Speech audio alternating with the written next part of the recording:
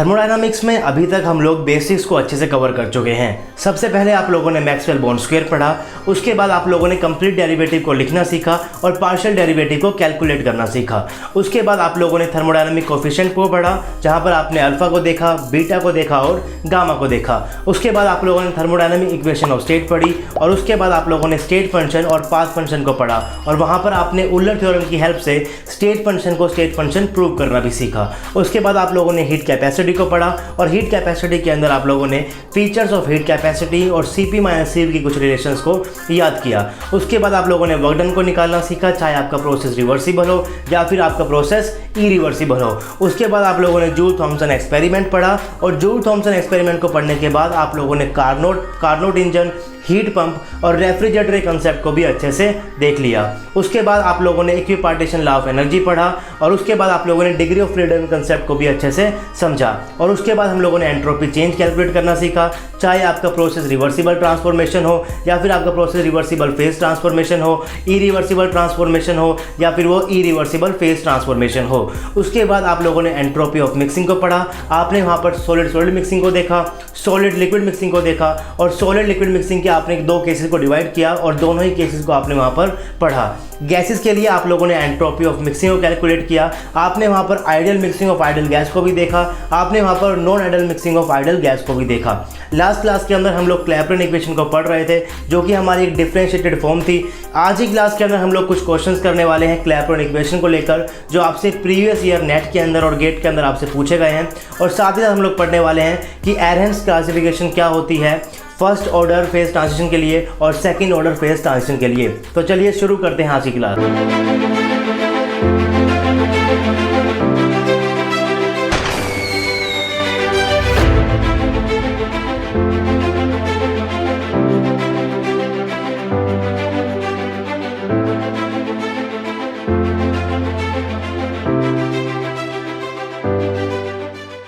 Hey guys, this is RJ and welcome to RJ academy. तो last class के अंदर हम लोग क्लैपेरन इक्वेशन को पढ़ रहे थे और क्लैपेरन इक्वेशन आपके पास एक डिफरेंशिएटेड फॉर्म के अंदर इक्वेशन थी, जहां पर आप लोगों ने dp/dt को इक्वल्स टू किया था डेल्टा S/डेल्टा V के। उसके बाद आपने फर्दर इक्वल टू किया था डेल्टा H अपॉन में t इंटू में डेल्टा V के। तो ये चीज़ आप लोग पढ़ चुके हो, इस इक्वेशन को आप लोग पढ़ चुके हो, थ्योरी आपने सारी पढ़ ली है क्लैपेरन इक्वेशन की। अब उस थ्योरी को अप्लाई करते हैं हम लोग क्वेश्चंस के ऊपर जो आपसे पूछे गए हैं नेट एग्जाम के अंदर और गेट एग्जाम के अंदर। देखिए, थ्योरी पढ़ना भी इंपॉर्टेंट है और न्यूमेरिकल्स करना भी इंपॉर्टेंट है। ऐसा नहीं है कि आप लोग सारे फॉर्मूलेस को एक पेज के ऊपर लिखोगे और उन फॉर्मूले को अप्लाई कर करके न्यूमेरिकल्स की प्रैक्टिस करते जाओगे। आप लोग सोचोगे कि एग्जाम के अंदर भी आप लोग उस न्यूमेरिकल को कर लोगे, क्योंकि एग्जाम के अंदर आजकल वो आपसे जो क्वेश्चंस पूछता है वो स्टेटमेंट वाइज क्वेश्चन भी आने लगे हैं, आपसे पूछे जाने लगे हैं आजकल नेट के अंदर भी और गेट के अंदर भी। तो आपको थ्योरी भी पढ़नी पड़ेगी, थ्योरी भी उतनी ही इंपॉर्टेंट है जितनी न्यूमेरिकल्स आपके लिए इंपॉर्टेंट है।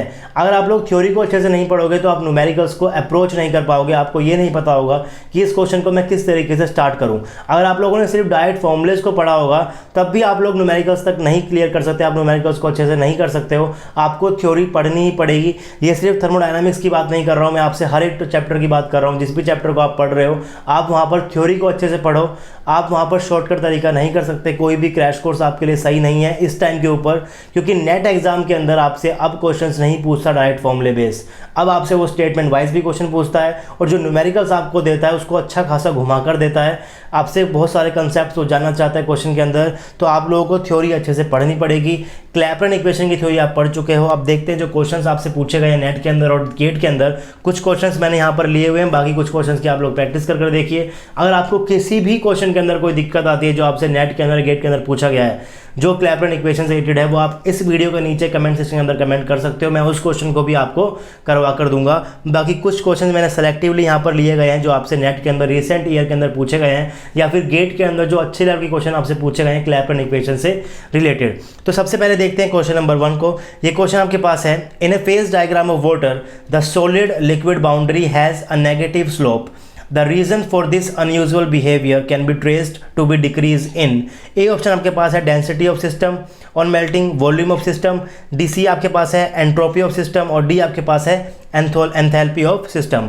तो वो आपसे कह रहा है कि जो आप वाटर का फेज डायग्राम बनाते हो उसके अंदर जो आपका सॉलिड लिक्विड का ट्रांसफॉर्मेशन की जो लाइन होती है उसका स्लोप आप लोगों ने नेगेटिव बनाया था। हमने इसके फेज डायग्राम को अच्छे से देखा था और हमने वहाँ पर क्या किया था, सॉलिड लिक्विड मेल्टिंग का जो आपके पास ग्राफ था उसका स्लोप हमने क्या बनाया था, नेगेटिव बनाया था। वो नेगेटिव हमने क्यों बनाया था, क्योंकि आप कह रहे थे कि आइस जब आपके पास मेल्ट होती है तो उसका वॉल्यूम क्या होता है, आपका डिक्रीज हो जाता है। इसका मतलब वाटर के केस के अंदर सॉलिड का वॉल्यूम ज़्यादा होता है, लिक्विड का वॉल्यूम क्या होता है, कम होता है। यानी कि मेल्टिंग होने के बाद उसका वॉल्यूम क्या हो रहा है, डिक्रीज हो रहा है, इसीलिए उसका स्लोप क्या था, नेगेटिव था। इस बात के ऊपर हम लोगों ने थ्योरी को पढ़ते हुए अच्छे से फोकस किया था। तो अगर आपने थ्योरी को अच्छे से पढ़ा होगा तो आपने विद इन 1 और 2 सेकंड के अंदर आपने इसका आंसर गैस कर लिया होगा और आपको पता है कि इसका आंसर क्या है, बी ऑप्शन यहाँ पर आंसर है। क्योंकि आपका स्लोप नेगेटिव होता है इसलिए क्योंकि आपका वॉल्यूम मेल्टिंग के साथ क्या हो रहा होता है, डिक्रीज आपका वो हो रहा होता है।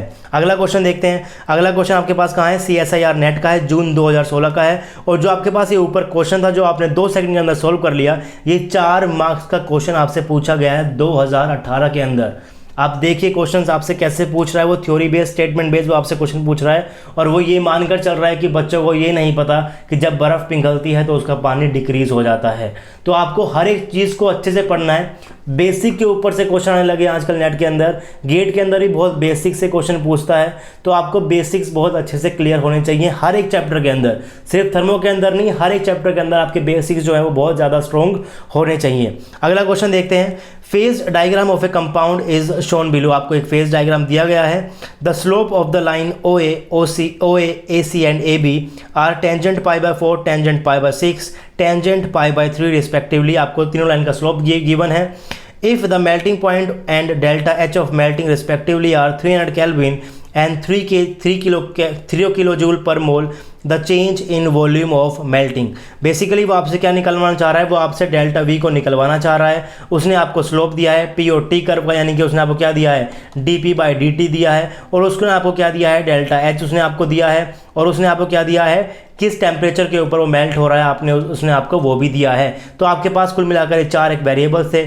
अगर आपके पास कोई भी क्वेश्चन आता है फिजिकल केमिस्ट्री का तो उसको करने की सबसे बढ़िया अप्रोच ये होती है कि जितने भी आपको वेरिएबल्स गिवन हैं आप पहले उसको लिखिए, फिर आप लिखिए कि वो आपसे क्या कैलकुलेट कराना चाह रहा है। उसके बाद अपने माइंड के अंदर उस चैप्टर को घुमाइए और देखिए कि इस वेरिएबल्स का मिलता जुलता आपने कोई फॉर्मूला पढ़ा है या नहीं पढ़ा। तो उसने आपको स्लोप दिया है POT कर्व का, यानी कि उसने आपको dP/dt दिया है, उसने आपको डेल्टा H दिया है मेल्टिंग का, और उसने आपको T मेल्टिंग दिया है। तो आप इन सभी वेरिएबल्स को साथ में लिखिए और उसके बाद सोचिए कि क्या आपको इनसे रिलेटेड कोई भी डायरेक्ट फॉर्मूला पढ़ा है आपने या फिर पढ़ा नहीं है आपने। देखिए लास्ट लेक्चर के अंदर आप लोग क्लैपेरन इक्वेशन को पढ़कर आए हो, तो आप जस्ट अभी क्लैपेरन इक्वेशन को पढ़कर आए हो तो आपको लगेगा कि बहुत डायरेक्ट क्वेश्चन है ये, आराम से इस क्वेश्चन को मैं कर लूँगा। लेकिन एक बार आप जब पूरा कोर्स थर्मोडायनामिक्स का पढ़ लोगे उसके बाद आप इन सभी क्वेश्चंस को दोबारा से कर देखना बिना थ्योरी को पढ़े हुए, और तब आप देखना कि क्या आप लोग क्वेश्चन को पढ़ते ही उस फॉर्मूले तक पहुँच पा रहे हो या उस फॉर्मूले तक नहीं पहुँच पा रहे हो। अगर आपने रिसेंट में कोई थ्योरी पढ़ी है और उसके ऊपर मैं आपको क्वेश्चन कराता हूँ तो वो क्वेश्चन आप लोग इजीली कर लोगे क्योंकि आपने अभी उस फॉर्मूले को पढ़ा है। एग्जाम के अंदर आप लोगों ने थ्योरी 1 घंटे पहले या 2 घंटे पहले नहीं पढ़ी होगी, वहाँ पर आप लोगों ने थ्योरी पढ़ी होगी 1 या 2 दिन पहले, 3 दिन पहले, और वहाँ पर आप लोगों ने बहुत सारे चैप्टर्स इकट्ठे कर लिए होंगे, बहुत सारे फॉर्मूले आपके अंदर दिमाग में होंगे। तो आपको उन फॉर्मूले के अंदर से पिक करना है कि कौन सा फॉर्मूला मेरा इस क्वेश्चन के ऊपर लगने वाला है। उसे बोलते हैं कि किस तरीके से आप लोग क्वेश्चन को अप्रोच करोगे। तो फिजिकल केमिस्ट्री के लिए मैं आपको सबसे अच्छी राय ये दूंगा कि आप सबसे पहले जो भी आपको वेरिएबल्स गिवन है आप उनको लिखिए, जो आपको निकालना है उनको लिखिए, जो आप निकालना है वो आप उसको लिखिए। उसके बाद सोचिए कि इन सभी वेरिएबल्स को रिलेट करके आपके पास फॉर्मूला किस टॉपिक के अंदर था, पहले टॉपिक को समझिए, टॉपिक को सोचिए और उसके बाद आप फॉर्मूले तक अपने आप पहुंच जाएंगे। तो आपके पास सब चीज़ें गिवन है और आपसे क्या पूछा गया है, change in volume of melting पूछा गया। तो मेल्टिंग का केस है, सॉलिड से लिक्विड के अंदर आपके पास ट्रांसफॉर्मेशन हो रहा है और इस केस के अंदर आप लोग पढ़ चुके हो कि जो आपका dP/dt है वो आपके पास क्या है, वो आपके पास डेल्टा H अपॉन में T इंटू में डेल्टा V है। तो आपसे डेल्टा V को पूछा गया है, डेल्टा H आपको गिवन है, T आपको गिवन है, dP/dt आपको गिवन है, लेकिन आपको dP/dt 3 गिवन है, आपको 3 टाइप के स्लोप गिवन है। आपको सबसे पहले ये पहचानना है कि कौन सी लाइन आपकी रिप्रेजेंट कर रही है मेल्टिंग को। तो आपने पढ़ा है फेज डायग्राम के अंदर कि जो अब आपका टेम्परेचर बहुत ज़्यादा होता है तो मॉलिक्यूल्स बहुत दूर दूर होंगे, प्रेशर बहुत लो होगा तो मॉलिक्यूल्स और भी दूर दूर होंगे। तो वो फॉर्म आपके पास कैसी होती है, गैस की फॉर्म होती है। टेम्परेचर ज़्यादा प्रेशर कम, टेम्परेचर ज़्यादा प्रेशर कम के ऊपर आपके पास फॉर्म कैसी होती है, गैस फॉर्म के अंदर आपके पास सब्सटेंस एग्जिस्ट करता है। अगर आपके पास प्रेशर बहुत ज़्यादा होता है, टेम्परेचर बहुत कम होता है तो मॉलिक्यूल्स बहुत पास पास होते हैं, इस फॉर्म को आप बोलते हो सॉलिड फॉर्म। तो यहाँ पर आपके पास सॉलिड फॉर्म के अंदर एग्जिस्ट करता है। जब प्रेशर मॉडरेट होता है, टेम्परेचर भी मॉडरेट होता है, तो वहाँ पर आपके पास जो फॉर्म होती है वो आपके पास लिक्विड फॉर्म के अंदर आपका सब्सटेंस जो है वो एग्जिस्ट करता है। तो आप यहाँ पर देख लीजिए कि जो आपकी सॉलिड लिक्विड ट्रांसफॉर्मेशन है उसके लिए जो आपके पास लाइन है वो कैसी है, आपके पास ए बी आपको लाइन गिवन है। तो अब आप देखिए कि जो आपका ए बी लाइन का जो आपके पास स्लोप गिवन है वो क्या गिवन है, आपको टेंजेंट π/3 आपको गिवन है।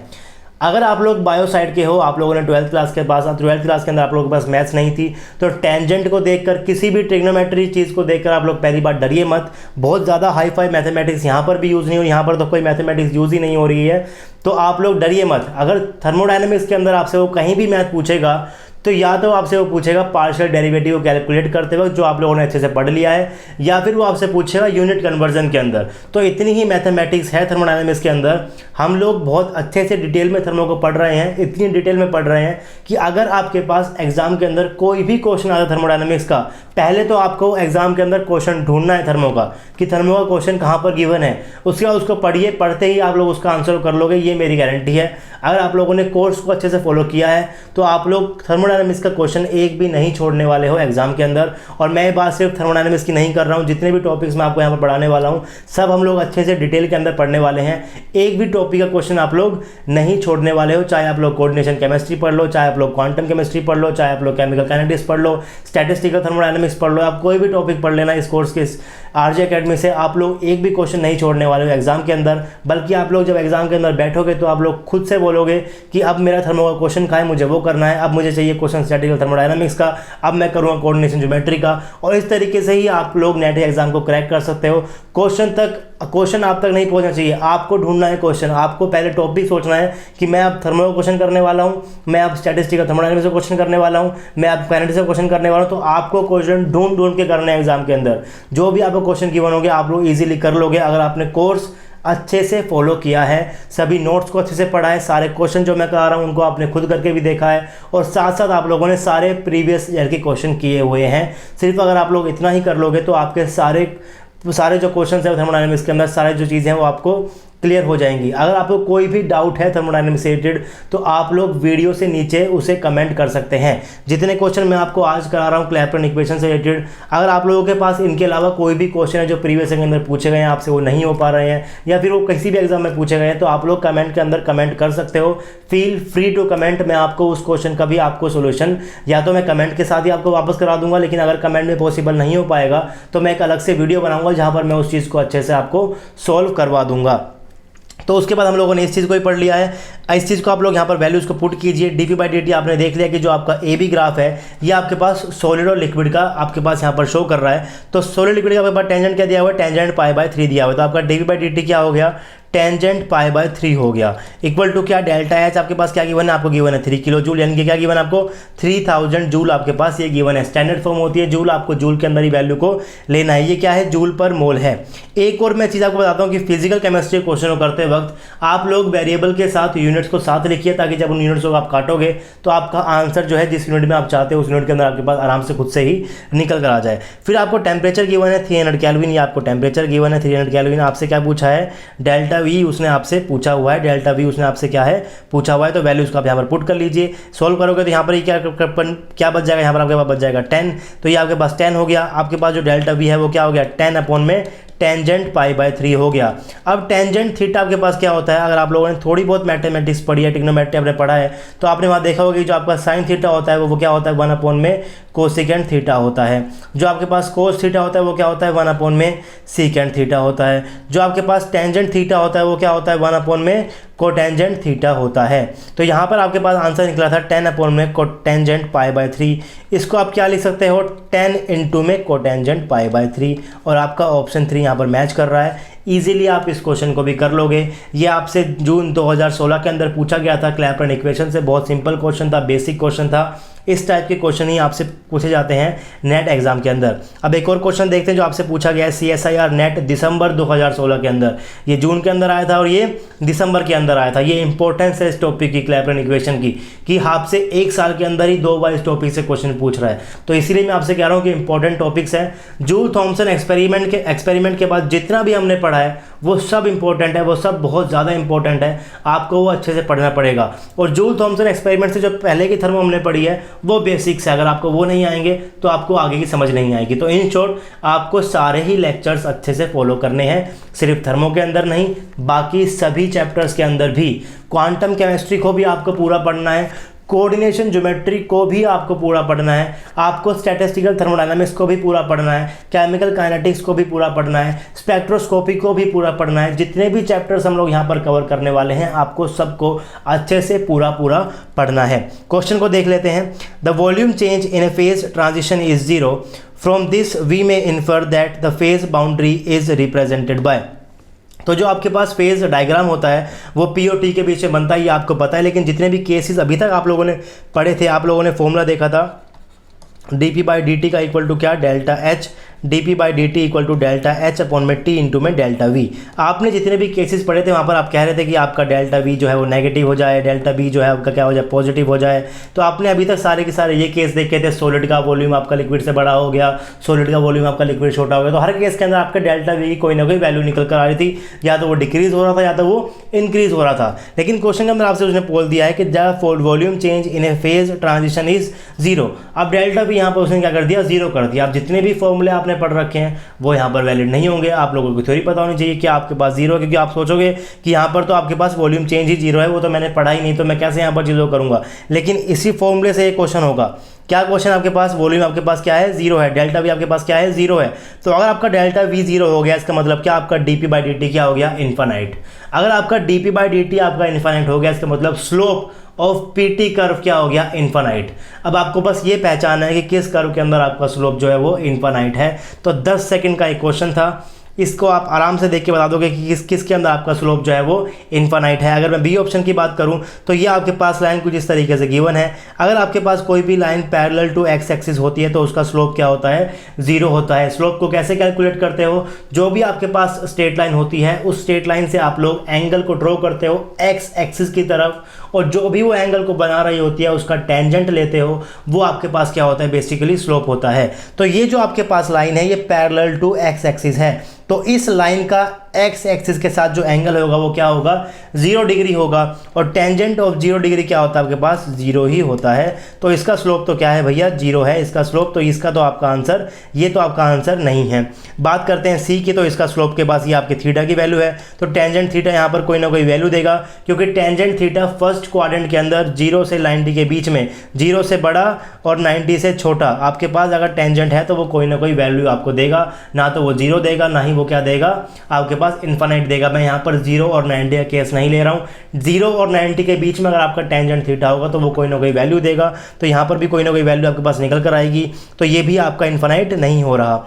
डी में देखते हैं, तो डी में आपका जो टेंजेंट थीटा है वो क्या हो जाएगा, ये आपके पास थीटा हो जाएगा। तो इसका टेंजेंट थीटा आपके पास क्या है, स्लोप निकल कर आएगा, तो इसकी भी कोई ना कोई वैल्यू होगी, क्योंकि टेंजेंट थीटा अगर आपके पास 90 से बड़ा है और 180 से छोटा है तब भी कोई ना कोई वैल्यू देगा। मैं यहाँ पर 90 डिग्री की और 180 डिग्री की बात नहीं कर रहा हूँ। 90 डिग्री से कुछ बड़ा और 180 से कुछ छोटे से अगर बीच में आपका थीटा होगा तो वहाँ पर वो कोई ना कोई वैल्यू देगा। अब मैं बात करता हूँ पहले वाले ऑप्शन की, तो यहाँ पर जो आपके पास एंगल बन रहा है कैसा है, ये 90 डिग्री का एंगल बन रहा है, और टेंजेंट 90 डिग्री आपके पास क्या होता है, इन्फानाइट होता है। अगर आपको डायरेक्टली ये चीज़ नहीं पता तो आप बोल सकते हो कि जो आपके पास टेंजेंट थीटा होता है वो क्या होता है, साइन थीटा अपॉन में कोस थीटा होता है। टेंजेंट 90 क्या हो जाएगा, साइन 90 अपॉन में कोस 90। साइन 90 क्या होता है 1, कोस 90 क्या होता है 0, तो 1/0 की फॉर्म यहाँ पर आ गई। इसका मतलब ये क्या हो गया, आपके पास इन्फानाइट हो गया। तो आपका जो ऑप्शन है वो ये क्या हो गया, करेक्ट हो गया। मुझे समझाने के अंदर 1 मिनट लगाए, 2 मिनट लगाए, लेकिन अगर आप लोग एग्जाम के अंदर बैठे हुए हो तो आप देखोगे कि वॉल्यूम चेंज 0 है, तो आपका dp/dt क्या हो गया, इन्फानाइट हो गया। तो आपको बस ये देखना है कि कौन से ग्राफ जो है आपका जो आपका परपेंडिकुलर एक्सिस है उसके अंदर आपका ग्राफ, उसका अंदर जो आपका स्लोप है वो क्या होगा, इन्फिनिट होगा। तो आप देखते हैं इस ऑप्शन को टिक कर दोगे तो 10 सेकंड सी लगेंगे आपको इस क्वेश्चन को करने के लिए। और दिसंबर 2016 के अंदर ये आपसे क्वेश्चन को पूछा गया था। अगर आप लोगों को डर लगता है इन्फिनिट वर्ड से, अगर आप लोगों को इन्फिनिट तरीके से क्वेश्चन को सॉल्व नहीं करना है तो उसके बिना भी आप इस क्वेश्चन को सॉल्व कर सकते हो। आपको पता है कि जो आपका dp/dt है वो क्या है आपके पास, वो आपके पास डेल्टा एच अपॉन में टी इंटू में डेल्टा वी है। ये आपको पता है कि जो आपका dp/dt है वो ये क्या है, ये आपके पास डेल्टा एच अपॉन में टी इंटू में डेल्टा वी है। अब यहाँ पर आपको डेल्टा वी को 0 दिया गया है। अगर आपको डेल्टा वी को यहाँ पर 0 पुट करोगे तो आपकी पूरी टर्म क्या बन जाएगी, 1/0 की फॉर्म बन जाएगी, यानी कि इन्फिनिट बन जाएगी। लेकिन आपको इन्फिनिट नहीं बनाना तो आप क्या करोगे, आप इसको उल्टा कर दो। उल्टा करके कैसे लिखोगे, आप इसको लिखोगे dt/dp इक्वल टू क्या, टी डेल्टा वी इंटू में डेल्टा एच अपॉन में डेल्टा एच। तो अगर आप अब डेल्टा वी को 0 करोगे तो आप देखोगे कि आपकी पूरी टर्म क्या हो गई, 0 हो गई। इसके मतलब क्या, आपका dt/dp क्या हो गया, आपका 0 हो गया। इसके 0 का मतलब क्या हो गया, आपका यहाँ पर जो न्यूमरेटर है ये क्या हो गया, 0 हो गया। इसका मतलब आपका dt जो है वो 0 हो गया। इसका मतलब जो आपका t है वो क्या हो गया, फिक्स हो गया, यानी कि वो क्या हो गया, कॉन्स्टेंट हो गया। तो आपका ये ऑप्शन देख लो आप, यहाँ पर आपका t क्या है, फिक्स है। इस केस के अंदर t बढ़ रहा है, इस केस के अंदर भी t जो है वो बढ़ रहा है, इस केस के अंदर t जो है वो बढ़ रहा है। तो t की वैल्यूज चेंज हो रही है, सिर्फ ए ऑप्शन के अंदर ही आपका t क्या है, कांस्टेंट है। पहली बात तो आपको इन्फिनिट से डरना नहीं है, लेकिन अगर फिर भी आप लोग डरते हो इन्फिनिट से, समझ नहीं आती आपको इन्फिनिट वाली चीज़ है, तो आप लोग इसको इस तरीके से भी कर सकते हो जहाँ पर आप लोगों को dt आपका 0 निकल कर आ जाएगा, t आपका कांस्टेंट निकल कर आ जाएगा। चलिए अगला क्वेश्चन देखते हैं। एक क्वेश्चन मैंने यहाँ पर लिया हुआ है गेट 2007 का, देखते हैं इस क्वेश्चन के अंदर क्या है। यहाँ पर आपको क्वेश्चन के अंदर गिवन है the specific volume of liquid water is 1.001 millilitre per gram and that of ice is 1.0907 millilitre per gram. देखिए क्वेश्चन के अंदर भी उसमें आपको क्या गिवन है, जो आपका वाटर लिक्विड का जो वॉल्यूम है वो गिवन है आपको कितना, 1.001, और जो आपके पास वॉल्यूम गिवन है आइस का वो गिवन है आपको 1.0907। इसका मतलब उसने यहाँ पर भी आपको आइस का वॉल्यूम ज़्यादा दिया गया है, क्योंकि आइस का वॉल्यूम ज़्यादा ही होता है। जो न्यूमेरिकल्स जितने भी आपके पास न्यूमेरिकल्स होते हैं वो सारे जो उनकी वैल्यूज़ होती हैं वो प्रैक्टिकली पॉसिबल होनी चाहिए, तभी उसकी टाइप की आपको वैल्यूज़ गिवन होती है। तो यहाँ पर भी उसने देखो आइस का वॉल्यूम आपको क्या दिया गया है, ज़्यादा आपको यहाँ पर दिया हुआ है। At 0 degree Celsius, if heat of fusion of ice at this temperature is 333.88 joule per gram, the rate of change of melting point of ice with pressure of, आपको बताना है कि आपका जो rate of change of melting point of ice है with pressure आपके पास क्या होगा। यानी कि उसने आपसे क्या पूछा है, dt/dp पूछा है। क्लैपेरन इक्वेशन के अंदर आप लोग dp/dt को पढ़ते हो, लेकिन यहाँ उसने पूछा क्या आपसे, rate of change of melting point यानी कि dt of ice with pressure divided by क्या, dp। और किसके अंदर वैल्यू पूछी हुई है, इसने आपसे पूछी हुई है डिग्री पर एटमॉस्फेयर के अंदर उसने आपसे ही वैल्यू पूछी हुई है। तो यहाँ पर यूनिट्स का आपको अच्छा खासा ध्यान रखना है। उसने आपको क्या क्या गिवन है, उसने आपको दिया हुआ है वॉल्यूम ऑफ सॉलिड दिया गया है, आपको वॉल्यूम ऑफ लिक्विड आपको दिया गया है, आपको डेल्टा एच भी आपको दिया गया है मेल्टिंग का। अब आपको फॉर्मूले से आपको पता ही है, क्या आपको पता है, आपको होता है जो आपका dp/dt होता है वो क्या होता है, डेल्टा एच अपॉन में टी इंटू में डेल्टा वी होता है। अगर मैं इसको उल्टा कर दूं तो आप लोग यहाँ से बोल सकते हो कि आपका जो dt/dp है वो क्या हो जाएगा, टी इंटू में v of liquid minus v of solid, क्योंकि आप यहाँ पर क्या कर रहे हो, यहाँ पर इस केस के अंदर आप लोग क्या कर रहे हो, मेल्टिंग कर रहे हो, यानी कि आप सॉलिड से कहाँ जा रहे हो, लिक्विड में जा रहे हो, यानी कि आइस से कहाँ जा रहे हो, वाटर के अंदर जा रहे हो। तो v लिक्विड माइनस का v सॉलिड डिवाइडेड बाय क्या हो जाएगा, डेल्टा एच आपके पास हो जाएगा। तो आपके वो ये भी आपको गिवन है, v लिक्विड भी आपको गिवन है, टी भी आपको गिवन है, डेल्टा एच भी आपको गिवन है, आपसे सिर्फ dt/dp पूछा हुआ है। लेकिन यूनिट्स का आप लोग यहाँ पर ध्यान रखना, उसने आपसे पूछी है डिग्री पर एटमॉस्फेयर के अंदर। तो आप लोग इस वैल्यूज़ को पुट कीजिए और अपना आंसर को निकालिए। यूनिट कन्वर्जन का भी मैं आपसे कह रहा हूँ, यूनिट कन्वर्जन के अंदर आप लोग चीज़ों का ध्यान रखिए और उसके बाद इसके आंसर को निकाल कर नीचे कमेंट बॉक्स के अंदर इसके आंसर को कमेंट कीजिए। सिर्फ आपको ध्यान रखना है यूनिट का। यहाँ पर आपसे आंसर पूछा गया है डिग्री पर एटमॉस्फेयर के अंदर, तो मैंने पहले लेक्चर के अंदर सबसे पहले आपको यूनिट कन्वर्जन ही कराया था कि इस तरीके से आप लोग यूनिट कन्वर्जन को करते हो। तो इस आंसर को करके देखिए, इसका जो भी आंसर है नीचे कमेंट बॉक्स के अंदर कमेंट कीजिए। बाकी सारे आंसर तो मैं आपको साथ साथ बता ही चुका हूँ। तो क्वेश्चन नंबर 5 को देखते हैं। 5 क्वेश्चन आपका कब का है, CSIR नेट 2011 का है, 4 मार्क्स का एक क्वेश्चन है। देखिए कितना इंपॉर्टेंट है क्लैपेरन इक्वेशन, 4 मार्क्स के क्वेश्चन आ रहे हैं और हर एक साल आ रहे हैं, कई बार क्वेश्चन आ चुके हैं। ऐसा नहीं जितने क्वेश्चन मैं करा रहा हूँ कि बस यही क्वेश्चन आए हुए हैं, इनके अलावा भी क्वेश्चन आए हुए हैं, लेकिन वो इसी फॉर्म के हैं। बार बार एक ही चीज़ करके फ़ायदा नहीं है। इसी फॉर्म के मैंने कुछ क्वेश्चन पिक किए हैं अलग अलग, जैसे जो उसमें कुछ अलग चीज़ लग रही है तो मैंने उसको यहाँ पर पिक किया हुआ है। क्वेश्चन क्या आपके पास यहाँ पर गिवन है आपको, for the liquid to vapour equilibrium of the substance dp by dt at 1 bar and 400 Kelvin is 8 into में 10 raise to the power -3 bar per kelvin. आपको dp by dt कितना गिवन है, आपको गिवन है 8 into में 10 raise to the power -3 bar per kelvin, ये चीज़ आपको given है। उसके बाद क्या गिवन है, if the molar volume in the vapour form is 200 litre पर मोल, आपको क्या गिवन है, वॉल्यूम गिवन है। गैस का कितना गिवन है आपको, 200 लीटर पर मोल आपको गिवन है। उसके बाद आपको गिवन है the molar volume in liquid form is negligible, यानी कि आपका इसके लगभग क्या मान सकते हो, 0 मान सकते हो। नेग्लिजिबल मतलब क्या है आपका, V gas minus V liquid लगभग क्या होगा, वी जी के बराबर होगा, जो आपको गिवन है। Is negligible then molar enthalpy of vaporisation, आपको डेल्टा एच को कैलकुलेट करना है। तो फॉर्मूला फिर से वही लगेगा, dp by dt equal to delta H upon में टी इंटू में मैं क्या लिख दूँ यहाँ पर, वॉल्यूम ऑफ गैस लिख देता हूँ, क्योंकि वॉल्यूम ऑफ लिक्विड तो आपने यहाँ पर नेग्लेक्ट करना है, क्वेश्चन के अंदर आपको अलग से गिवन है। तो ये आपके पास क्वेश्चन है, आपको डेल्टा एच निकालना है, टी आपको गिवन है, आपको वॉल्यूम भी गिवन है, आपको dp बाई dt भी गिवन है। ये आपके पास टी रहा, ये आपके पास dp बाई dt रहा, ये आपके पास मोलर वॉल्यूम 200 लीटर पर मोल रहा। लेकिन जो आपको आंसर है, जो आपके पास ऑप्शन यहाँ पर गिवन है, वो किलो जूल पर मोल के अंदर गिवन है। तो आप यूनिट्स को अच्छे से पुट कीजिएगा, आपका आंसर जूल में निकल कर आएगा, तो उसको आप किलो जूल के अंदर कन्वर्ट कीजिएगा। और इसका आंसर भी मुझे नीचे कमेंट बॉक्स के अंदर कमेंट कीजिए। सिर्फ सिंपल से फॉर्मूले को वैल्यू पुट करना है। इसमें नया क्या था कि आपके पास लिक्विड का जो वॉल्यूम है वो नेग्लेक्ट कर दिया, और वैसे भी गैस के कंपेरिजन में लिक्विड का वॉल्यूम बहुत कम ही होता है। अब एक और क्वेश्चन देखते हैं। ये जो क्वेश्चन है गेट के अंदर आया हुआ है, मैं यहाँ पर लिखना भूल गया। जो क्वेश्चन है कब आया हुआ है, गेट के अंदर ही आया हुआ है, रिसेंटली क्वेश्चन है गेट का। ये भी क्वेश्चन क्या है, enthalpy of vaporisation at liquid water enthalpy vaporisation of liquid water at temperature of 200 kelvin is, यानी कि आपको डेल्टा एच वेपराइजेशन आपको गिवन है, कितना गिवन है, 15.3 किलो जूल पर मोल आपको गिवन है। साथ ही साथ आपको टेम्परेचर भी गिवन है, कितना, 200 kelvin.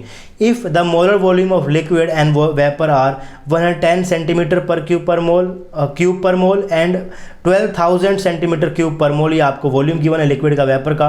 What is the slope of PT curve, यानी कि उसने आपसे क्या पूछा है, dp बाई dt पूछा है। और साथ साथ आपको ये भी गिवन है 1 पास्कल क्या है, 1 जूल पर मीटर क्यूब के बराबर है। तो आपको कन्वर्जन भी यहाँ पर उसने दे रखा है। आपसे सिर्फ क्या पूछा गया है, dp बाई dt, क्योंकि उसने क्या बोला है, स्लोप गिवन है, मतलब क्या उसने आपसे पूछा है, dp बाई dt उसने आपसे पूछा है। तो आपको पता है क्या होता है, डेल्टा एच अपॉन में टी अपॉन में डेल्टा वी।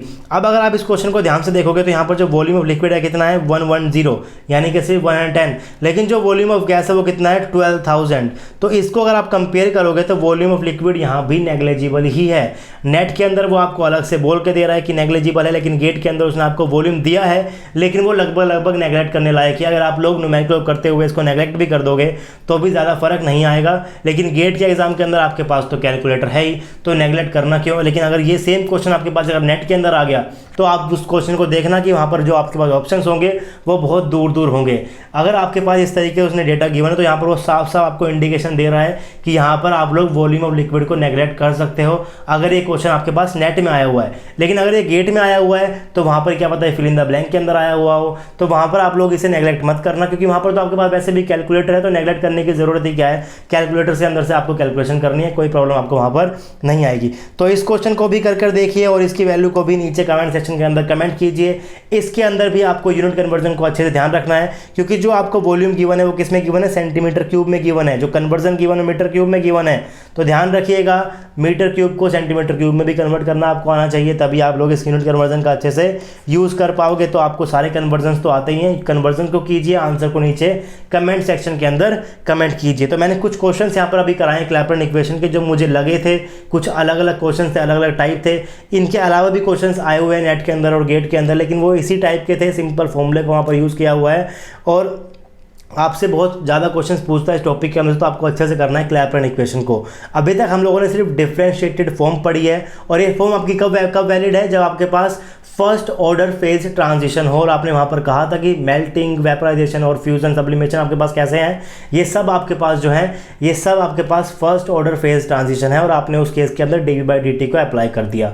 तो सबसे पहले तो हम लोग क्या पढ़ते हैं, पहले ये पढ़ते हैं कि फर्स्ट ऑर्डर फेज ट्रांजिशन कैसे हम लोग क्लासीफाई करते हैं, कौन सा आपके पास फेज ट्रांजिशन फर्स्ट ऑर्डर होता है, कौन सा आपके पास ट्रांजिशन सेकंड ऑर्डर होता है। उसके बाद हम लोग अपनी इसी फॉर्म को, जो आपके पास क्लैपरन फॉर्म है, इसको इंटीग्रेट करेंगे। इंटीग्रेट करने के बाद हम इसको क्या बोलेंगे, क्लोसियस क्लैपरन इक्वेशन क्लासिफिकेशन बोलेंगे। पहले हम लोग क्या पढ़ते हैं, पहले हम लोग पढ़ते हैं Ehrenfest classification of order corresponding to phase transition. Ehrenfest ने आपको बताया था कि आपका जो फेज ट्रांजिशन है या तो फर्स्ट ऑर्डर का है या तो फिर वो सेकंड ऑर्डर का है। कौन सा फेज ट्रांजिशन फर्स्ट ऑर्डर का है, कौन सा फेज ट्रांजिशन आपके पास सेकंड ऑर्डर का है। तो इस चीज़ को समझने के लिए पहले तो आप लोग जो मैं आपको अभी बताऊंगा 5 मिनट के लिए आप फोकस कीजिए कि मैं आपको क्या बता रहा हूँ, बहुत इंपॉर्टेंट है। मैं आपको समझाने की कोशिश कर रहा हूँ कैसे उसने क्लासीफाई किया हुआ है इन चीज़ों को। तो सबसे पहली बात, आपके पास जो फेज ट्रांजिशन होता है उसके अंदर आपके पास कुल मिलाकर 4 वेरिएबल्स हैं। हम लोग यहाँ पर पढ़ रहे हैं क्या, क्लोज सिस्टम, क्योंकि जनरली आप लोग थर्मोडायनामिक्स के अंदर क्लोज सिस्टम पढ़ते हो। आप लोग क्या क्या पढ़ते हो, पी पढ़ते हो, वी पढ़ते हो, एस पढ़ते हो, टी पढ़ते हो। पहले लेक्चर से मैं आपको बता रहा हूँ कि आपके पास थर्मोडायनामिक्स के अंदर जब आप क्लोज सिस्टम को लेते हो तो आपके पास 4 टाइप के वेरिएबल्स होते हैं, P, we, S, T.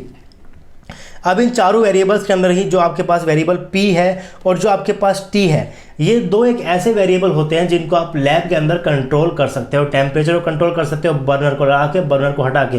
Pressure को कंट्रोल कर सकते हो वैक्यूम क्रिएट करके, या फिर वैक्यूम के अंदर बाहर से आप एक्स्ट्रा गैस डाल सकते हो। जो आप मान लो आप हीलियम गैस को डाल रहे हो जो कि रिएक्ट नहीं कर रही है लेकिन वो प्रेशर को इंक्रीज कर देगी, तो प्रेशर को भी आप इंक्रीज कर सकते हो लैब के अंदर। टेम्परेचर को भी आप इंक्रीज डिक्रीज कर सकते हो, प्रेशर को भी इंक्रीज डिक्रीज कर सकते हो। तो प्रेशर और टेम्परेचर को आप लैब के अंदर कंट्रोल कर सकते हो। लेकिन अगर मैं बात करता हूँ वॉल्यूम और एंट्रोपी की, तो इसको आप लोग लैब के अंदर कंट्रोल नहीं कर सकते। वॉल्यूम को आप कंट्रोल कर सकते हो सिर्फ इनिशियली, कितने वॉल्यूम, कितना अमाउंट आप डाल रहे हो सब्सटेंस का, कितना अमाउंट डाल रहे हो रिएक्टेंट का। लेकिन रिएक्शन के कोर्स के दौरान आप लोग वॉल्यूम को भी कंट्रोल नहीं कर सकते, सिर्फ पी और टी को ही आप क्या कर सकते हो, कंट्रोल कर सकते हो। और आप पी और टी को क्या बोलते हो, लेबोरेटरी कंट्रोल पैरामीटर्स होते हैं, इनको आप लोग कंट्रोल अच्छे से कर सकते हो। फिर आपने पढ़ा पी और टी। पी और टी आपके पास क्या है, जो आपके पास ये वेरिएबल्स हैं, लेबोरेटरी कंट्रोल वेरिएबल। और आपने जब मैक्सवेल पढ़ा था, आपने मैक्सवेल बॉन्ड स्क्वायर पढ़ा था, वहाँ पर आपने डी जी को क्या लिखा था, आपने लिखा था वी डी पी माइनस का एस डी टी आपने वहाँ पर लिखा था। तो आपने वहाँ पर देखा था कि जो आपका डी जी है ये डी पी के ऊपर और डी टी के ऊपर क्या कर रहा था, वेरी कर रहा था। इसका मतलब अगर आप लोग पी को चेंज करोगे, टी को चेंज करोगे, तो आपका डेल्टा जी भी क्या होगा, चेंज होगा। बेसिकली जो आपके पास पी और टी है वो नेचुरल वेरिएबल है, किसके, जी के। जी क्या होता है, गिब्स फ्री एनर्जी होता है। अगर आप लोगों ने ध्यान दिया होगा तो आप गिब्स फ्री एनर्जी को बहुत ज़्यादा पढ़ते हो, हर जगह आप क्या पढ़ते हो, डेल्टा जी की वैल्यू क्या है, डेल्टा जी नेगेटिव होगा तब आपके पास रिएक्शन स्पॉन्टेनियस होगा। लेकिन स्पॉन्टेनिटी को तो आप लोग डेल्टा एच के साथ, डेल्टा ए के साथ, डेल्टा यू के साथ भी बता सकते हो। लेकिन आप लोग जनरली क्या करते हो, जनरली आप लोग सिर्फ डेल्टा जी को ही पढ़ते हो। डेल्टा जी को ही क्यों पढ़ते हो, क्योंकि लैब के अंदर आप लोग सिर्फ चेंज ही पी और टी को कर सकते हो, और पी और टी जो है वो नेचुरल वेरिएबल है जी के, गिब्स फ्री एनर्जी के। इसीलिए आप लोग गिब्स फ्री एनर्जी को बहुत ज़्यादा पढ़ते हो। अगर आप लोगों ने मैक्सवेल बॉन्ड स्क्वायर के ऊपर फिर से ध्यान दिया, अगर आप दें तो आप लोग डेल्टा जी को लिख सकते हो, डेल्टा ए को लिख सकते हो, डेल्टा एच, डेल्टा यू को आप लोग लिखना सीख चुके हो। किस तरीके से आप लिखते हो आपको ये चीज़ तो पता है। तो डेल्टा जी जो है वो पी और टी के ऊपर वेरी कर रहा है। लेकिन अगर मैं डेल्टा ए की बात करूँ तो वी और टी के ऊपर वेरी कर रहा है, तो यहाँ पर वी आ गया। अगर डेल्टा एच की बात करूँ तो यहाँ पर क्या आ जाएगा, डेल्टा एस आ जाएगा। डेल्टा यू की बात करूँ तो यहाँ पर क्या आ जाएगा, डेल्टा एस आ जाएगा, और डेल्टा वी दोनों ही आ जाएंगे। तो delta A, delta H, delta U आपके पास लैब के अंदर कंट्रोल नहीं हो सकते, इसलिए ज़्यादा आप लोग क्या पढ़ते हो, डेल्टा जी को ही पढ़ते हो। और डेल्टा जी के साथ ही आप लोग क्या करते हो, स्पॉन्टेनिटी को डिस्कस करते हो। अदरवाइज आप लोग डेल्टा ए के साथ भी, डेल्टा यू के साथ भी, डेल्टा एच के साथ भी स्पॉन्टेनिटी को बता सकते हो। लेकिन आप लोग जनरली क्या करते हो, इन्हीं के साथ बताते हो। आप यहाँ पर क्या करते हो, एच जी ए यू, ये आपके पास क्या था, मैक्सवेल बॉन्ड स्क्वायर था, जहाँ से आप लोग delta G, delta D A, D G, D H और डी यू को आप लोग लिखना सीख चुके थे। तो सबसे पॉपुलर यहाँ पर क्या है, जी है। क्यों पॉपुलर, क्योंकि जी आपका वेरिएबल, जी के अंदर आपके पास जो वेरिएबल्स है वो कैसे वेरिएबल है, नेचुरल वेरिएबल है, जो लैब के अंदर हम लोग कंट्रोल कर सकते हैं। तो एनएस की जो क्लासिफिकेशन है वो किसके ऊपर है, वो डेल्टा जी के साथ ही उसने क्या किया हुआ है, क्लासीफाई किया हुआ है। किस तरीके से क्लासीफाई किया हुआ है, अब उस चीज़ को समझिए। उसने कहा कि जो आपके पास फर्स्ट ऑर्डर फेज ट्रांजिशन होते हैं उसके अंदर आपके पास जो जी है वो सेम होगा। जी आपके पास क्या होगा, सेम होगा। अगर आपके पास जी सेम है तो आपको क्या रहता है, डेल्टा जी आपके पास क्या था, वी डी पी माइनस का क्या, यहाँ पर मैं देख लेता हूँ, मुझे एग्जैक्ट वैल्यू यहाँ पर याद नहीं है, वी डी पी माइनस का एस डी टी। ये आपके पास क्या था, डेल्टा जी था। डेल्टा जी आपके पास क्या था, वी डी पी माइनस का एस डी टी आपके पास डेल्टा जी था। आप कह रहे हो कि जो आपके पास डेल्टा जी है वो क्या है, सेम है, यानी कि डी जी आपके पास क्या है, डी जी आपके पास जीरो है। अगर जी की वैल्यू सेम है तो डी जी क्या हो गया, जीरो हो गया। अगर डी जी आपका जीरो हो गया तो डी पी भी आपका जीरो हो गया, डी टी भी आपका जीरो हो गया, तभी तो आपका डी जी जीरो होगा। तो जी सेम का मतलब क्या होता है, आपका पी और टी भी ऑटोमेटिकली क्या हो गए, सेम हो गए। उसने कहा कि वो फेज ट्रांजिशन जिसके अंदर आपके पास जी सेम हो और फर्स्ट डेरिवेटिव ऑफ जी जो है वो चेंज हो रहा हो, उस टाइप के ट्रांजिशन को आप क्या बोलते हो, फर्स्ट ऑर्डर फेज ट्रांजिशन बोलते हो, ये उसने कहा। अब क्या होता है फर्स्ट डेरिवेटिव ऑफ जी, उसकी भी बात करेंगे, और क्या होता है आपके पास सेकंड डेरिवेटिव ऑफ जी, इसकी भी बात करेंगे। सबसे पहले बात करते हैं कि आपके पास सेकंड ऑर्डर फेज ट्रांजिशन क्या होता है। तो फर्स्ट ऑर्डर फेज ट्रांजिशन के अंदर आपका जी सेम होता है, first derivative of G differ कर जाता है। लेकिन अगर मैं बात करूं सेकंड ऑर्डर फेज ट्रांजिशन की, तो वहां पर आपके पास जी जो है वो सेम रहेगा, फर्स्ट डेरिवेटिव है वो भी सेम रहेगा, लेकिन जो सेकंड डेरिवेटिव है वो क्या कर जाएगा, चेंज कर जाएगा। अगर जी सेम फर्स्ट डेरिवेटिव डिफर तो फर्स्ट ऑर्डर ट्रांजिशन, अगर जी सेम फर्स्ट डेरिवेटिव भी सेम लेकिन सेकंड डेरिवेटिव डिफर कर रहा है तो वो आपके पास हो जाएगा सेकंड ऑर्डर फेज ट्रांजिशन। अब देखते हैं कि आखिर आपके पास जो है फर्स्ट डेरिवेटिव है ये आखिर होता क्या है। तो अगर मैं इस इक्वेशन को ध्यान से देखूं जो कि मैंने यहाँ पर लिखी हुई है, d G equal to V d P minus का एस डी टी। अगर मैं यहाँ पर p को फिक्स कर दूँ तो आपका डी पी क्या हो जाएगा, जीरो हो जाएगा। अगर मैं इस वाई टर्म को जीरो कर दूँ तो मैं यहाँ से बोल सकता हूँ कि आपके पास जो डेल्टा जी अपॉन में डेल्टा टी है एट कॉन्स्टेंट p, ये क्या हो गया, माइनस का s के बराबर हो गया। इसको मैं क्या बोल सकता हूँ, इस चीज़ को बोल सकता हूँ फर्स्ट डेरिवेटिव ऑफ जी। जी का पहला डेरिवेटिव, जी का पहला डेरिवेटिव क्या होता है, उसको डिफरेंशिएट करते हो तो जी का पहला डेरिवेटिव क्या हो गया, डेल्टा जी अपॉन में delta T at constant P, ये किसके बराबर हो गया, माइनस के एस के बराबर हो गया। उसी तरीके से delta G at delta P at constant T क्या होगा आपके पास, वी के बराबर हो जाएगा। तो फर्स्ट डेरिवेटिव ऑफ जी आपका या तो एस के बराबर होता है या तो वो v के बराबर होता है। तो अगर आपने अभी तक जितने भी आप लोगों ने वो केसेस पढ़े हैं, मान लीजिए कि आप लोग क्या कर रहे हो, मेल्टिंग का केस ले रहे हो, तो मेल्टिंग के केस के अंदर आप लोग क्या करते थे, जो आपके पास वेरिएबल्स थे प्रेशर के और टेम्परेचर के, इनको आप क्या कह रहे थे, कांस्टेंट कह रहे थे। उसमें आप कह रहे थे कि जो आपकी एंट्रोपी है डेल्टा एस कुछ ना कुछ वैल्यू देगा, यानी कि एंट्रोपी की वैल्यू क्या होगी, एस आपका क्या हो रहा था, चेंज हो रहा था। फिर आप कह रहे थे कि अगर आपका एस चेंज हो रहा है तो आपका एच भी क्या हो रहा है, एच भी आपका चेंज हो रहा है, क्योंकि डेल्टा एस क्या होता है फेज ट्रांजिशन के दौरान, डेल्टा एच बाई टी। तो अगर डेल्टा एस चेंज होगा तो डेल्टा एच भी क्या होगा आपके पास, चेंज होगा। फिर आप कह रहे थे कि मेल्टिंग के दौरान आपका वॉल्यूम क्या होता है, या तो इंक्रीज होगा या तो डिक्रीज होगा, इसका मतलब क्या, आपका वॉल्यूम भी आपका चेंज होगा। तो बेसिकली आपने क्या कहा, इस चीज़ को समझिए कि आपने क्या कहा। आप कह रहे हो कि आपका प्रेशर कांस्टेंट यानी कि क्या, dp जीरो। आप कह रहे हो आपका टेम्परेचर कांस्टेंट यानी कि क्या, आपका dt जीरो। अगर आपका dp जीरो, अगर आपका dt जीरो तो आपका dg भी जीरो हो जाएगा, क्योंकि आपका जो dg है वो dp के ऊपर और dt के ऊपर ही तो वेरी कर रहा था, उसके ऊपर ही तो वो डिपेंड कर रहा था। तो इसका मतलब क्या, p सेम, t सेम और g same. Entropy change S को तो आप निकाल रहे थे, इसकी आपने बात की थी, तो एस आपका चेंज हो रहा है, एच आपका चेंज हो रहा है, वी आपका चेंज हो रहा है। एस क्या है, एस आपका है पहला डेरिवेटिव ऑफ जी, वी क्या है, पहला डेरिवेटिव ऑफ जी। तो बेसिकली उसने क्या कहा, फर्स्ट ऑर्डर फेज ट्रांजिशन वो ट्रांजिशन होते हैं जिसके अंदर जी आपके पास क्या होता है, सेम होता है। जी सेम का मतलब क्या होता है, पी और टी अपने आप क्या हो गए, सेम हो गए।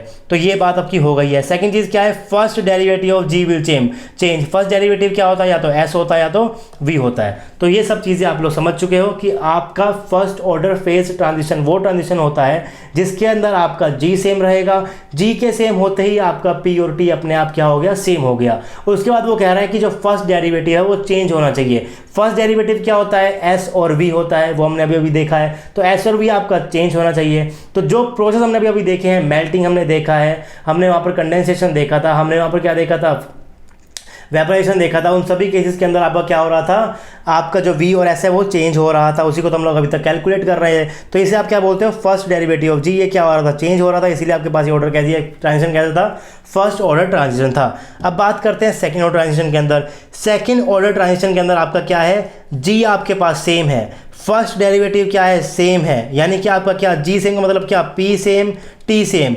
फर्स्ट डेरिवेटिव सेम मतलब क्या, आपका एस भी सेम, आपका वी भी सेम। सेकंड डेरिवेटिव आपके चेंज होने वाले हैं। अब सेकंड डेरिवेटिव क्या होते हैं, तो सेकंड डेरिवेटिव आपके पास होते हैं अल्फा, बीटा और हीट कैपेसिटी। इनको अभी थोड़ी देर में देखेंगे, आप समझ भी जाओगे आखिर सेकंड डेरिवेटिव मैं इनको क्यों बोल रहा हूँ। बस थोड़ी देर का वेट करो, वीडियो के अंदर बने रहिए, आप लोग सेकंड ऑर्डर फेज ट्रांजिशन को भी अच्छे से समझ जाएंगे। मैं उम्मीद करता हूँ कि आप लोग फर्स्ट ऑर्डर को अच्छे समझ चुके हैं, आप लोग क्या कर रहे हैं, सेकंड ऑर्डर को पढ़ रहे हैं। तो एग्जाम्पल एक बार फिर से देख लेते हैं। फर्स्ट ऑर्डर क्या था, मेल्टिंग था, वेपराइजेशन था और क्या था, सब्लिमेशन था। हम लोग इस तरीके से इसको लिखते थे, सॉलिड से लिक्विड में आपका ट्रांजिशन हो रहा है। वेरिएबल्स आपका टी सेम कह रहे थे, आप पी को सेम कह रहे थे, टी और पी अगर सेम होगा तो जी भी आपका क्या होगा, गया, सेम हो गया। एस चेंज होगा, वी आपका चेंज होगा और एच आपका चेंज होगा, क्योंकि आपका एस चेंज हो रहा है। अगर आपका एस चेंज हो रहा है तो आपका एच क्या होगा, ऑटोमेटिकली चेंज हो जाएगा। वी आपका चेंज कह रहे थे, और एस और वी आपके पास क्या है, ये आपके पास है पहले डेरिवेटिव ऑफ जी। आप यहाँ पर देख सकते हो डी जी इक्वल टू क्या, V d P minus S d T. अगर आप डी पी को जीरो कर दोगे तो del G upon del T क्या हो जाएगा, एस। अगर आप लोग डी टी को जीरो कर दोगे तो del G upon del P T क्या हो जाएगा, आपके पास वी हो जाएगा। तो वी और एस क्या है, पहले डेरिवेटिव हैं जी के, पहले डेरिवेटिव हैं जी के, जो कि वेरी कर रहे हैं किस केस के अंदर, फर्स्ट ऑर्डर फेज ट्रांजिशन के अंदर वो वेरी कर रहे हैं। अब चलते हैं सेकंड ऑर्डर फेज ट्रांजिशन के ऊपर। तो हमने अभी बात की कि सेकंड ऑर्डर के अंदर आपके पास जी सेम होता है, जी के सेम होता ही आपका पी सेम और टी सेम अपने आप हो जाएगा। उसके बाद आप कह रहे हो कि फर्स्ट डेरिवेटिव ऑफ जी भी सेम है। फर्स्ट डेरिवेटिव क्या होता है, एस वो सेम, वी वो सेम। अगर आपका एस सेम हो गया तो आपका एच भी क्या हो गया, अपने आप सेम हो गया। उसी तरीके से आपका ए भी सेम हो जाएगा और यू भी सेम हो जाएगा। क्यों हो जाएगा यू और ए भी सेम, क्योंकि आप लोगों ने अभी थोड़ी देर पहले मैक्सवेल बॉन्ड स्क्वायर से क्या पढ़ा था, आपने यहाँ पर रिलेशंस देखे थे। डेल्टा ए जो है, डेल्टा जो आपका ए है वो भी डी वी के ऊपर और डी टी के ऊपर वेरी कर रहा है। टी भी आपका सेम है, वी भी आपका सेम है, तो डी वी भी जीरो हो गया, डी टी भी जीरो हो गया। तो ये अगर जीरो तो आपका ए भी जीरो। उसी तरीके से डेल्टा एच भी आपका जीरो हो जाएगा, डेल्टा यू भी आपका क्या हो जाएगा, जीरो हो जाएगा। तो सेकेंड ऑर्डर फेज ट्रांजिशन के अंदर तो आपका सब कुछ क्या हो गया, जीरो हो गया। आप कह रहे थे कि आपके पास चार वेरिएबल हैं पी वी एस टी, इन चारों के कोरस्पॉन्डिंग आपके पास चार पोटेंशियल है एच जी ए यू। तो ये सारे के सारे आपने क्या कर दिए, सेम कर दिए। और ये सभी के सभी अगर सेम हो गए तो आपके पास जो ट्रांजिशन होता है, फेज ट्रांजिशन जो आपके पास होता है, वो आपके पास होता है सेकेंड ऑर्डर फेज ट्रांजिशन। अगर सारे के सारे वेरिएबल, सारे के सारे पोटेंशियल आपके सेम हो गए तो चेंज क्या होगा, फिर चेंज आपका क्या होगा, अल्फा चेंज होगा, बीटा चेंज होगा और स्पेसिफिक हीट कैपेसिटी चेंज हो गई। आप कह रहे थे, क्या कह रहे थे, सेकेंड डेरिवेटिव ऑफ जी आपके क्या करेंगे, डिफर करेंगे। और अल्फा बीटा और जो सी होते हैं वो सेकंड डेरिवेटिव ही होते हैं। गिब्स फ्री एनर्जी के देखते हैं वो कैसे होते हैं। अभी तक आप लोगों ने अल्फा का फॉर्मूला पढ़ा था। अल्फा क्या होता था आपका, 1/v इंटू में del V upon del T P. अगर आप लोगों ने थर्मोडायनामिक कोफिशिएंट की मेरी क्लास नहीं देखी है तो प्लीज़ आप लोग वहाँ पर देख लीजिए। शायद लेक्चर नंबर 2nd 3rd ही था जहाँ पर मैंने आपको अल्फा बीटा गामा बताया था। अगर आप लोग वो देख लोगे तो आपको अल्फा बीटा और स्पेसिफिक हीट की क्लास भी आप लोग देख कर आइए, ताकि आप लोग इन फॉर्मूले को समझ जाइए किस तरीके से मैं इन फॉर्मूले को यहाँ पर लिखा हुआ है। तो अल्फा आपका क्या होता है, 1/v इंटू में del V upon del T P. अगर मैं यहाँ पर v की वैल्यू को पुट कर दूँ, v क्या होता है आपके, मैं अभी थोड़ी देर पहले देखा था, v आपका होता है पहला डेरिवेटिव ऑफ g, क्या होता है, डेल जी अपॉन में डेल पी टी। तो आपने यहाँ पर इसकी वैल्यू को पुट कर दिया, p यहाँ पर बाहर आएगा। तो ये आपका बेसिकली ये चीज़ क्या होगा, ये आपके पास हो गई second derivative of G, second derivative of G आपके पास एक तरीके से ये निकल कर आ गई। तो अगर मैं बात करूं तो जो आपके पास अल्फा होता है ये बेसिकली सेकंड डेरिवेटिव होता है जी का। सेम उसी तरीके से अगर आप लोग बीटा को लिखो तो बीटा आपका होता है माइनस का 1/v इंटू में del V upon del P T. अगर आप लोग यहाँ पर फिर से वी की वैल्यू को पुट करो, जो कि आपने भी थोड़ी देर पहले देखा है कि जो वी आपका क्या होता है, फर्स्ट डेरिवेटिव ऑफ जी होता है और वी आपका होता है del G upon del P T. अगर आप लोग यहाँ पर वी की वैल्यू को पुट कर दोगे तो ये आपके पास जो पूरी फॉर्म बनकर आ गई, इसे आप बोलते हो सेकेंड डेरिवेटिव। तो आप यहाँ पर देख सकते हो कि जो आपका अल्फा होता है वो क्या होता है, सेकंड डेरिवेटिव ऑफ जी होता है। उसी तरीके से मैं बात करता हूँ स्पेसिफिक हीट कैपेसिटी की, तो स्पेसिफिक हीट कैपेसिटी आपके पास क्या होता है, ये आपके पास होता है D Q by T. D Q क्या लिख सकते हो आप लोग, सेकंड लॉ थर्मोडायनामिक्स इसको लिख सकते हो टी डी एस थे, तो आप इसको लिख सकते हो T d S by T. तो आप इस तरीके से यहाँ पर लिख सकते हो, टी को क्या लिख सकते हो, डी क्यू अपॉन में डी टी होता है तो नीचे भी यहाँ पर क्या आएगा, डी टी आएगा। तो सी को आप लिख सकते हो टी इंटू में डेल एस अपॉन में डेल टी या टी। तो ये आपके पास क्या होता है, सी यानी कि स्पेसिफिक हीट कैपेसिटी आपके पास होती है। अब एस आपके पास क्या होता है, पहला डेरिवेटिव ऑफ जी होता है, तो एस की वैल्यू को पुट कीजिए। एस की वैल्यू को आपने पुट कर दिया, del G by del T at T आपने यहाँ पर इसको पुट कर दिया, तो ये पूरी टर्म आपके पास बनकर के आ गई, सेकंड डेरिवेटिव ऑफ आपके पास जी निकल कर आ गई। इसका मतलब अल्फा बीटा और सी आपके पास सेकंड डेरिवेटिव होते हैं जी के। ये क्या होते हैं, सेकंड डेरिवेटिव होते हैं ऑफ जी के। अगर मैं बात करता हूँ वी की और एस की, तो ये आपके पास क्या होते हैं, फर्स्ट डेरिवेटिव होते हैं जी के। कैसे होते हैं, क्यों होते हैं, इन सबको मैंने आपको अभी समझाया, इनके सारे एक्सप्रेशन को देखा कि क्यों आप लोग अल्फा बीटा और सी को सेकंड डेरिवेटिव बोलते हो जी के, क्यों आप लोग वी और एस को फर्स्ट डेरिवेटिव बोलते हो जी के। और इस तरीके से आप लोग क्लासीफाई करते हो कि कौन सा फेज ट्रांजिशन आपके पास फर्स्ट ऑर्डर होता है, कौन सा आपके पास सेकेंड ऑर्डर होता है। तो फर्स्ट ऑर्डर ट्रांजिशन आपके पास वो ट्रांजिशन होता है जिसके अंदर आपका जी सेम रहता है और आपका फर्स्ट डेरिवेटिव डिफर करता है। फर्स्ट डेरिवेटिव का मतलब क्या, एस और वी आपका डिफर करता है। जी आपका सेम है तो आपका टी और पी ऑटोमेटिकली क्या हो गया, सेम हो गया। तो फर्स्ट ऑर्डर के अंदर आपने पढ़ लिया। सेकंड ऑर्डर के अंदर आप लोग क्या पढ़ते हो, जी आपका क्या रहने वाला है, जी आपका सेम रहेगा, फर्स्ट डेरिवेटिव डिफर करेगा और सेकंड डेरिवेटिव भी क्या, फर्स्ट डेरिवेटिव भी क्या रहेगा, सेम रहेगा। जी भी सेम, फर्स्ट डेरिवेटिव भी सेम, लेकिन सेकंड डेरिवेटिव आपके पास डिफर करेगा। और सेकंड डेरिवेटिव आपके पास क्या होता है, अल्फा होता है, बीटा होता है और सी होता है, स्पेसिफिक हीट कैपेसिटी होता है। तो अभी अभी हम लोगों ने इन चीज़ों को समझा है। अब इन चीज़ों को अच्छे से वर्डिंग्स के अंदर लिख लेते हैं ताकि आप लोगों के नोट्स अच्छे से बन जाएं और जब आप इसे पढ़ने बैठो तो आपको समझ में आए कि अभी तक हम लोगों ने क्या पढ़ा। तो जो हमने अभी तक पढ़ा है उसको हम लोगों ने यहाँ पर लिखा हुआ है। जो आपके पास फर्स्ट ऑर्डर है वो क्या होता है, जिसका जी क्या हो, सेम हो। अब साइंटिफिक लैंग्वेज के अंदर जी सेम को हम क्या बोलते हैं, जी कॉन्टिन्यूस। अगर जी डिफर करेगा तो जी डिसकॉन्टिन्यूस, जी सेम है तो जी कॉन्टिन्यूस, जी डिफर करेगा तो जी डिसकॉन्टिन्यूस। इस चीज़ को हम लोग क्या बोलते हैं, केमिस्ट्री के अंदर इसकी लैंग्वेज उसने दे दी। तो फर्स्ट ऑर्डर के अंदर क्या होता है आपके पास, जी कॉन्टिन्यूस मतलब क्या, जी आपके पास सेम, जी आपके पास सेम। और फर्स्ट डेरिवेटिव ऑफ जी क्या है, डिसकॉन्टिन्यूस। इसका मतलब क्या, वो डिफर कर रहे हैं। इसका मतलब क्या, वो डिफर कर रहे हैं। सेम को कॉन्टिन्यूस से रिप्लेस कर दो और डिफर को डिसकॉन्टिन्यूस से रिप्लेस कर दो। बस इतना सा आपको करना है। आप लोग साइंटिफिक लैंग्वेज के अंदर भी एरनेस्ट क्लासिफिकेशन को लिख पाओगे। सेकंड ऑर्डर क्या होता है, सेकंड ऑर्डर ट्रांजिशन कौन सा होता है, इसके अंदर जी क्या है, कॉन्टिन्यूस। इसका मतलब क्या, जी आपके पास क्या, सेम। जो फर्स्ट डेरिवेटिव ऑफ जी है वो क्या, कॉन्टिन्यूस। इसका मतलब क्या, ये भी क्या, सेम। सेकंड डेरिवेटिव ऑफ जी क्या, डिसकॉन्टिन्यूस। ये क्या करेंगे, डिफर करेंगे। और सेकंड डेरिवेटिव क्या होते हैं, अल्फा होता है, बीटा होता है और सी होता है। फर्स्ट डेरिवेटिव क्या होता है आपके पास, वी होता है और एस होता है। इन चीज़ों को आपको याद करना है। सिर्फ आपको ये दो बड़ी बड़ी बातें याद करनी है। लेकिन अगर आपको बातें समझ में नहीं आएगी कि क्या चीज़ कैसे लिखी हुई है तो आपको समझ नहीं आएगा। क्वेश्चंस कैसे आते हैं इसके ऊपर से, स्टेटमेंट वाइज क्वेश्चन आता है, डायरेक्ट पूछता है कि आपसे फर्स्ट ऑर्डर के अंदर क्या चीज़ आपकी जी आपका कॉन्टिन्यूस है या फिर आपका कॉन्टिन्यूस नहीं है। सेकंड ऑर्डर के अंदर कौन कौन सी चीज़ आपकी कॉन्टिन्यूस है, कौन कौन सी चीज़ आपकी डिसकॉन्टिन्यूस है। डायरेक्ट क्वेश्चन आते हैं स्टेटमेंट वाइज। इससे ज़्यादा आप लोगों को नेट के लिए एरनेस्ट क्लासिफिकेशन के अंदर नहीं पढ़ना। अगर आप लोग सिलेबस को चेक करोगे ऑफिशियल सिलेबस को तो वहाँ पर अच्छे से लिखा हुआ है, वहाँ पर साफ साफ लिखा हुआ है कि आपको एक बेसिक आइडिया लेना है, बेसिक आइडिया लेना है एरनेस्ट क्लासिफिकेशन का। तो बेसिक आइडिया आप लोग ले चुके हो, सिर्फ इसके ऊपर से ही क्वेश्चन आए हुए अभी तक नेट के अंदर, इससे बाहर अभी तक नहीं पूछा गया। लेकिन अगर मैं बात करूँ गेट एग्जाम की तो गेट एग्जाम के लिए ये बहुत इंपॉर्टेंट टॉपिक है एरनेस्ट क्लासिफिकेशन। और इसके बाद भी आपको पढ़ना है कि किस तरीके से क्लासीफाई आपने अच्छे से किया हुआ है और भी इसके अंदर बाकी चीज़ें होती है वो सब भी आपको पढ़ना है। आपको सेकंड ऑर्डर के एग्जांपल्स को भी पढ़ना होता है गेट के अंदर। आप लोगों को लैम्बडा मैक्स भी पढ़ना होता है, एल ट्रांजिशन भी, आपको बहुत सारी चीज़ें पढ़नी होती है गेट के लिए इस पर्टिकुलर टॉपिक के अंदर से। लेकिन नेट के लिए इतना सफिशिएंट है। तो गेट के लिए मैं एक बाद में अलग से वीडियो बनाऊंगा जिसके अंदर मैं गेट के लिए आपको बाकी चीज़ें पढ़ाऊंगा।